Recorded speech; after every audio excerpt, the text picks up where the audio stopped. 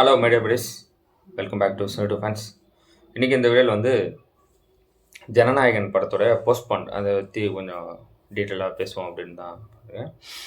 So படம் வந்து Jan 9th release ஆக வேண்டியது. பல தவிர்க்க முடியாத காரணத்தால் படம் ரிலீஸ் ஆகலை அப்படின்னு சொல்லிட்டு ரொம்ப உருக்கமாக அவங்க கேவிஎன் ப்ரொடக்ஷன்லேருந்து ஒரு போஸ்ட் ஒன்று போட்டிருந்தாங்க. ஸோ அதில் வந்து ரொம்ப அவங்களே ஹார்ட் ஃபெல்ட்டிங்காக அப்படி ஒரு விஷயம்லாம் போட்டிருந்தாங்க. ஸோ இன்னுமே அவங்களுக்கு வந்து அப்படி போஸ்ட்போன்னா மற்ற படம் போஸ்ட்போன்னா அடுத்த தேதி மென்ஷன் பண்ணி போடுவாங்க. இவங்களுக்கு எப்போ வந்து ரிலீஸ் பண்ணுறதுக்காக அந்த டேட்டே அவங்களுக்கு இன்னுமே தெரியல. ஏன்னா பிரச்சனை அந்த மாதிரி போயிட்டுருக்கு. அவங்களுக்கே தெரில அப்படிங்கும்போது வந்து இது ஒரு பெரிய சிக்கலாக பார்க்கப்படுது. இன்றைக்கி சோஷியல் மீடியா திறந்தாலே யூடியூப், இன்ஸ்டா எதை ஓப்பன் பண்ணாலும் வந்து ஜனநாயகனுடைய அந்த இஷ்யூ தான் போயிட்டுருக்கு. அப்படி ஒரு டாக் ஆஃப் த டவுனாக மாறி இருக்கு ஜனநாயகன் போஸ்ட்பான். இது ஏன் எதனால் எப்படி நடக்குது அப்படிங்கிறதெல்லாம் ஒன் பை ஒன் சொல்கிறேன். ஸ்டார்டிங் எல்லா படங்கள் மாதிரி ஃபஸ்ட் சிங்கிள், செகண்ட் சிங்கிள் இப்படி போயிட்டு அப்புறமா ஆடியோ லான்ச்சு, ட்ரெய்லர் அது இதுன்னு அப்படியே நார்மலாக ப்ரொமோஷன் ஸ்டார்ட் பண்ணாங்க. அதெல்லாம் போக இந்த வேலைகள் நடந்துட்டு இருக்கும்போதே December 18th 19th இந்த 18th தான் நினைக்கிறேன். ஸோ அந்த டேட்டில் வந்து படத்துக்கான சென்சாருக்காக வந்து ஃபைனல் கட்டை வந்து அனுப்பியிருக்காங்க சிபிஎஃப்சிக்கு, central board of film certification, அந்த ஆஃபீஸுக்கு அனுப்பியிருக்காங்க. ஸோ அங்கே வந்து படத்தை பார்த்துட்டு 27 கட்ஸ் வந்து சொல்லியிருக்காங்க. 27 கட்ஸுங்கிறது the massive cuts, huge cuts. So எல்லா படத்துக்குமே வந்து ஒரு 10-15 அதுக்குள்ளே தான் இருக்கும். 27ங்கிறது வந்து கிட்டத்தட்ட படத்தோட டூரேஷன் அப்படியே வந்து கம்மி பண்ணிடும். ஸோ அந்த மாதிரி இருந்தது. அதெல்லாம் பண்ணி அதையும் இவங்க அக்செப்ட் பண்ணிக்கிட்டு நீங்கள் இதை பண்ணால் தான் வந்து யூபிஐ சர்டிஃபிகேட் தருவேன் அப்படின்ற மாதிரி சொல்லியிருக்காங்க. ஸோ அதனால் அவங்க சர்டிஃபிகேஷனுக்காக இதையும் பண்ணிவிட்டு அப்புறமா வந்து ஃபைனல் இதையும் முடிச்சுட்டு அந்த அவுட்புட்டை வந்து அவங்க சப்மிட் பண்ணியிருக்காங்க. அதில் வந்து பார்த்துட்டு அந்த சிபிஎஃப்சி அந்த கமிட்டியில் 5 பேர் வந்து படத்தை பார்த்துருப்பாங்க. 5 பேர் கொண்ட குழு தான் அந்த படத்தை பார்த்துட்டு சர்டிஃபிகேஷனுக்கு அவங்க இது பண்ணுவாங்க. அதில் 4 பேர் வந்து அக்செப்ட் பண்ணிக்கினாங்க யூபிஐ கொடுக்கறதுக்கு.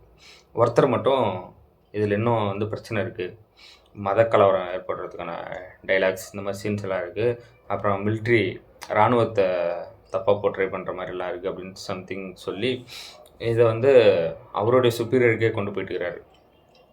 ஓகே, 4 பேர் ஓகே சொல்லிட்டாங்க, ஒருத்தர் மட்டும் இல்லை அப்படின்னு சொல்லிட்டு சர்டிஃபிகேஷன் கொடுத்துடலாமே அப்படின்னா அப்படி முடியாது. 5 பேருமே ஒத்துழைச்சாதான் அது ஓகே ஆகும். ஏன்னா 5 பேருமே பார்த்த படம் தானே, எல்லாருமே முழு மனதாக அப்படி கொடுத்தா தான் ஓகேவாக இருக்கும் அப்படிங்கிற மாதிரி ஒரு டிபேட் போயிட்டுருக்கு.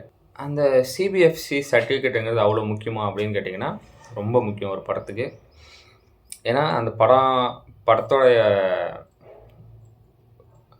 படம் யாரெல்லாம் பார்க்கலாம் அப்படிங்கிறத முடிவு பண்ணுறது அந்த சிபிஎஃப்சி சர்டிஃபிகேட் தான். அந்த சர்டிஃபிகேட் இல்லாமல் நம்ம படத்தை வந்து ஸ்க்ரீனிங் பண்ணவே முடியாது. ஸோ அது ரொம்ப ரொம்ப இம்பார்ட்டண்டான ஒரு விஷயம். ஸோ அதுக்காக தான் இவ்வளோ போராட்டமே. ஸோ இதெல்லாம் இப்படி போயிட்டுருக்கும்போது இவங்க வந்து கேவிஎன் ப்ரொடக்ஷன் வந்து இதை வாண்டடாக பண்ணுற மாதிரி இருக்குது அப்படின்னு சொல்லிட்டு கேஸ் போட்டாங்க. கோர்ட்டில் வந்து கேஸ் போயிட்டு இருந்தது, ஹைகோர்ட்டில். அதில் 9th தான் ரிலீஸ் பண்ணுவீங்களா, 10th பண்ணிக்கோங்க, Jan 10th இப்படிலாம் கூட ஜட்ஜு வந்து சொன்னதாக நியூஸ் வந்தது. ஸோ இல்லை, அவங்க 9th அந்த டேட் வந்து பக்காவான ஒரு டேட்.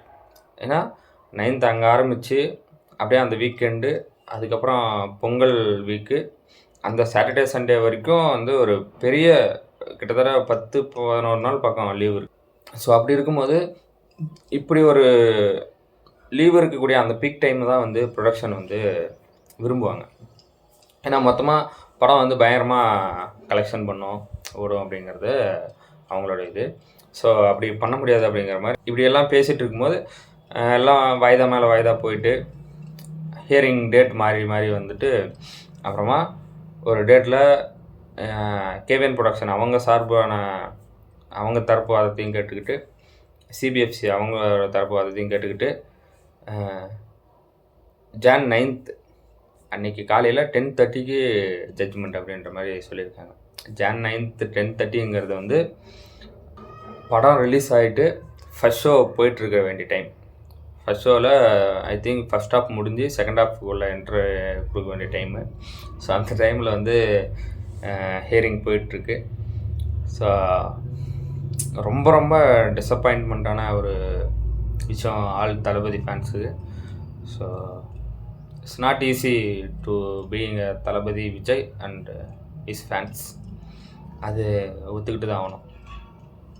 நிறைய படத்துக்கு இந்த மாதிரி வந்து சிக்கல் வந்திருக்கு, இல்லைன்னு சொல்லலை. ஆனால் வந்து அது அப்படி வந்தாலும் வந்து அவங்க ஒரு டேட் ஃபிக்ஸ் பண்ணாங்கன்னா அந்த டேட்டில் ரிலீஸ் ஆகிடும். ஏதோ ஒன்று இவ்வளோ வந்து ஸ்ட்ராங்காக இருக்க மாட்டாங்க சிபிஎஃப்சி அப்படிங்கிறது என்னோடய கருத்து. ஸோ இப்படி இருக்கும்போது அந்த மனுஷன் எவ்வளோ ஸ்ட்ராங்காக இருக்கணும், அவருடைய ஃபேன்ஸ் எல்லாம் எவ்வளோ ஸ்ட்ராங்காக இருக்கணுங்கிறதெல்லாம் இந்த டைமில் தெரிஞ்சுக்கலாம். ஸோ ஏகப்பட்ட சினிமா பிரபலங்கள் அவங்களாம் கூட சப்போர்ட் பண்ணியிருக்காங்க. ஜனநாயகன் ரிலீஸ் பற்றி அவங்களுடைய கருத்தை ட்வீட் பண்ணிகிட்ருக்காங்க. ஸோ படம் என்றைக்கு ரிலீஸ் ஆனாலும் அன்றைக்கி தான் பொங்கல் அப்படிங்கிற மாதிரி ஏகப்பட்ட பேரோட கருத்தாக இது இருக்குது. இது அவங்க பண்ணுறாங்க இவங்க பண்ணுறாங்க அப்படின்னு ஒருத்தர் மேலே நம்ம டார்கெட் பண்ணி ஒன்றும் பண்ண முடியாது. ஏன்னா இது லீகலாக ஒரு விஷயம் நடந்துகிட்ருக்கு. இது அவங்க தான் பின்னாடி இருந்து இது பண்ணுறாங்க அப்படின்னு நம்ம யாரையுமே இப்போ இன்றைக்கி இருக்கிற விஜய் சாரோட ஸ்டார்டமுக்கும் அவர் இழுத்து வச்சிருக்கிற வம்புக்கும் வந்து இவங்க தான் பண்ணியிருப்பாங்க அவங்க தான் பண்ணியிருப்பாங்க ஒருத்தர் மேலே நம்ம சொல்ல முடியாது. எங்கேருந்து வேணால் அம்பு வரும், அதெல்லாம் தாங்கணும். இது படம் ரீதியாக இப்படி ஒரு பிரச்சனை இப்படி போயிட்டு இருக்கும்போது இன்னொரு பக்கம் Jan 12th வந்து சிபிஐ என்கொயரிக்காக விஜய் சாரை வர சொல்லியிருக்காங்க. ஸோ அதையும் அவர் பார்க்கணும், இதையும் பார்க்கணும். ஸோ ஏகப்பட்ட ப்ரெஷர் அவரோட மைண்டில் இருக்கும். ரொம்ப ரொம்ப சிக்கலான ஒரு டைமில் இவர் இருக்கார். சிபிஐ என்கொயரி எதுக்காகனா கரூரில் 41 மெம்பர்ஸ் இறந்து போனாங்களே, அதுக்கு அந்த கேஸ் விஷயமா இன்வெஸ்டிகேஷனுக்காக கூப்பிட்ருக்காங்க. ஸோ அவரே ஏன் கூப்பிட்ருக்காங்க அப்படின்னு கேட்டால் அவர் தாங்க அங்கே அந்த சம்பவம் நடக்கும்போது அவரோட வியூவில் தான் வந்து எல்லாமே கவர் ஆகிருக்கும்.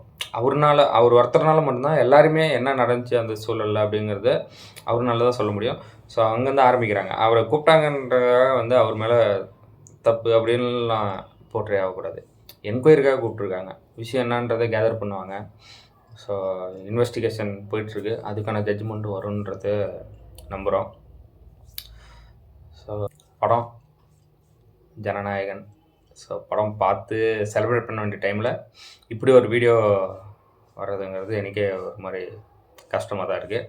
ஸோ இந்த டைமில் வந்து படம் ரிவ்யூ நான் போட்டிருக்கணும், நான் போஸ்ட்பான் பற்றி போட்டுட்ருக்கேன். All is well. ஓகே, அண்ணா சொன்ன மாதிரி தான், இக்னோர் நெகட்டிவிட்டி. ஸோ இதெல்லாம் தள்ளி வச்சுட்டு இந்த இந்த கேஸு இந்த பிரச்சனைகள்லாம் முழுமையாக சால்வ் ஆகிட்டு படம் வந்து ரிலீஸ் ஆகிற அன்றைக்கி நம்ம செலிப்ரேட் பண்ணுவோம். ஓகே, ஒரு படம் ரிலீஸ் ஆகலை அதுக்கேனா நீ இவ்வளோ வந்து பேசுகிற, இவ்வளோ வந்து ஒரு வீடியோ போடுற அளவுக்கு இது வந்து பெரிய விஷயமா அப்படின்னா, இன்றைக்கி சோஷியல் மீடியாவில் மொத்த பேரும் இதை தான் போட்டுட்ருக்காங்க. ஸோ அப்படி இருக்கும்போது நம்ம இடத்துல ஒன்றும் ஆச்சரியப்படுறதுக்கு ஒன்றுமே இல்லை. அவர் என்ன பண்ணிட்டார் அப்படின்னு நிறைய பேர் கேட்டாலும், அவர் எதுவுமே பண்ணலனாலுமே சினிமா மூலிமா நிறைய விஷயங்கள் வந்து சொல்லி கொடுத்துருக்காரு. அதெல்லாம் பார்த்து வளர்ந்த ஆட்கள் தான் நம்மலாம். ஸோ அப்படி இருக்கும்போது அவருக்கு ஒரு பிரச்சனை அப்படிங்கும்போது வந்து நம்ம சப்போர்ட் பண்ணி தான் ஆகணும். இந்த பிரச்சனை இப்போ இருந்தும் இல்லைங்க, காவலன் ரிலீஸ் டைம்லேருந்தே ஒரு படத்துக்குமே ஏகப்பட்ட பிரச்சனைகள் வரும். இப்போ கொஞ்சம் ரொம்ப பீக் அடிக்குதுன்னு நினைக்கிறேன். ஏன்னா அவர் வேறு ட்ராக்கை நோக்கி போகிறதுனால இந்த மாதிரி நிறைய பிரச்சனைகள் வரும். இந்த மாதிரி டைம்லேயும் நம்ம வந்து அவருக்கு சப்போர்ட் பண்ணணும் அப்படிங்கிறது தான் என்னோடய கருத்து. ஏன் அப்படி சொல்கிறேன்னா, சின்ன வயசுலேருந்து அவருடைய ஸ்டைல் மேனரிசம் இதெல்லாம் பண்ணி, ஸோ காலேஜ் படிக்கும்போது அவருடைய டைலாக்ஸ் இதெல்லாம் சொல்லி தான் வந்து மாஸ்க் காட்டுறது இதெல்லாம் வந்து பண்ணிகிட்டு இருந்தோம். அவருடைய சாங்ஸு, டான்ஸு இது எல்லாத்தையுமே பார்த்து வளர்ந்த ஒரு மனுஷன். அவருடைய அந்த கடைசி படம்னு வேறு சொல்லிட்டாரு, அதுவே வந்து ரொம்ப ஹார்ட் ஹிட்டிங்காக இருக்குது. ஸோ அப்படி ஒரு படத்தோட கொண்டாடி நல்ல ஒரு ஃபேர்வெல்லாக பண்ணி அவருக்கு ஒரு சென்ட் ஆஃப் நல்லபடியாக கொடுக்கணுன்றது ஃபேன்ஸோடைய கனவாக இருக்குது. ஸோ அதுலேயுமே இப்படி ஒரு சிக்கல் வர்றதுங்கிறது ரொம்ப வலிக்குது. என்ன லைஃப்பில் பர்சனலாக என் லைஃப்பில் இத்தனை வருஷ ஜேர்னியை வந்து திரும்பி பார்த்தா அதில் மொத்தமும் தளபதி விஜய் அவர் தான் இருப்பார். இப்போ கூட பாருங்கள், என் பின்னாடி அவர் தான் இருக்கார். ஸோ அந்த மாதிரி எனக்கு எல்லாமே என் அப்பா அம்மா சொல்லி கொடுக்காததை கூட விஜய் சார் படத்துலேருந்து பார்த்து தெரிஞ்சுக்கிட்டேன். அந்த மாதிரி ஒரு வாழ்க்கையோட ஒன்றிய ஒரு நடிகர்னால் அது தளபதி விஜய் தான். அவருடைய ஒரு படங்கள் ரிலீஸ் ஆகும்போதும் அந்தந்த கெட்டப்பில் ஸோ அந்த கேரக்டராகவே மாறி ஒரு சில விஷயங்கள் பண்ணுறது. லைக்கு சிவகாசி வந்தப்போ அந்த கயிறு, அந்த பேண்ட்டு ஷர்ட்டு இதெல்லாம் போக்கிரியில் கச்சிப்பு கையில் சுற்றுனது. ஸோ அப்படியே கட் பண்ணால் பைரவாவில் காயின், மெர்சலில் கோலி. ஸோ இந்த மாதிரி ஏகப்பட்ட விஷயங்கள் பண்ணியிருக்கோம். மெர்சலில் அதுவும் வெற்றிமாறன் அந்த கெட்டப்பில் வந்து பட்டை அடிச்சுட்டு, ஸோ இந்த மாதிரிலாம் ஏகப்பட்ட விஷயங்கள் பண்ணியிருக்கோம். மொத்த சைல்ட்ஹுட்டுமே வந்து அவர் தான். ஸோ அந்த சைல்ட்ஹுட்டோட அந்த மொத்தமும் ஹோல்சமாக ஒரு எண்ட் ஆஃப் த எராக்கு வந்துச்சு அப்படின்னு நினைக்கும் போது வந்து கஷ்டமாக இருக்குது. இவர் சினிமா விட்டு போகிறேன்னு சொன்னதே ஒரு மாதிரி கஷ்டமாக இருந்தது. அதுபோக அந்த ஆடியோ லான்ச்சில் நடந்த விஷயங்கள் இதெல்லாம் வந்து ரொம்ப உருக்கமாக இருந்தது. எல்லாத்தையும் மீறி ஆடியோ லான்ச்சில் எனக்கு ரொம்ப ரொம்ப பிடிச்ச ஒரு பார்ட்னா அட்லி அவர் பேசுனதும், அப்புறம் வந்து எஸ்ஏசி விஜய் சாரோட அப்பா அவங்க பேசுனதும் தான் ஒரு மாதிரி எனக்கு வந்து பெஸ்ட் மூமெண்ட்டாக பட்டது. அப்புறம் விஜய் சார் ஸ்பீச் அதெல்லாம் வேறு. அந்த அப்பா கூப்பிட்டதுமே இவர் எழுந்து ஓடுவார்ல, ஸோ அதெல்லாம் ரொம்ப எமோஷ்னலாக இருந்தது. ஸோ அந்த மாதிரி அவ்வளோ க்ரௌடு முன்னாடி ஒரு சிங்கம் மாதிரி அப்படி இருந்தார் மனுஷன். ஸோ இதெல்லாம் விட்டு அவர் போகிறாருங்கிறது ரொம்ப கஷ்டமான விஷயந்தான். ஓகே, ஹோப்ஃபுல்லி படம் ஜனநாயகன் இந்த பிரச்சனைகள்லாம் மீறி ரிலீஸ் ஆகணும். ரிலீஸ் ஆகிட்டு அது வந்து இவங்க இப்போ கொடுக்குற பிரச்சனை எல்லாமே வந்து அதை விட டபுள் மடங்காக ரெஃப்ளெக்ட் ஆகும். ஸோ அது எங்கே சொல்ல வரேன்றது உங்களுக்கு புரியும்னு நினைக்கிறேன்.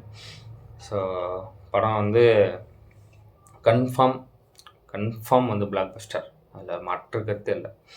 என்ன தான் வந்து எவ்வளோ ஒரு தரங்கள் எவ்வளோ பிரச்சனைகள் கொடுக்குறாங்களோ அவ்வளோக்கு அவ்வளோ வந்து அவருக்கு எல்லாமே வெற்றி தான். ஏன் எப்படி சொல்கிறேன்னா, ஒரு பந்தை போட்டு தண்ணியில் முக்கி எடுத்தோம்னா அது எவ்வளோ ஃபோர்ஸாக நம்ம உள்ளே கொடுக்குறோமோ அதை விட அதிகமாக ஃபோர்ஸாக வெளியே வரும்னு சொல்லுவாங்கள்ல, அந்த மாதிரி வந்து எவ்வளோ பிரச்சனைகள் இவருக்கு வந்தாலும் ஃபேன்ஸ் நாங்கள் இருக்கோம். ஓகே, அப்படி கை விட்டுற மாட்டோம்.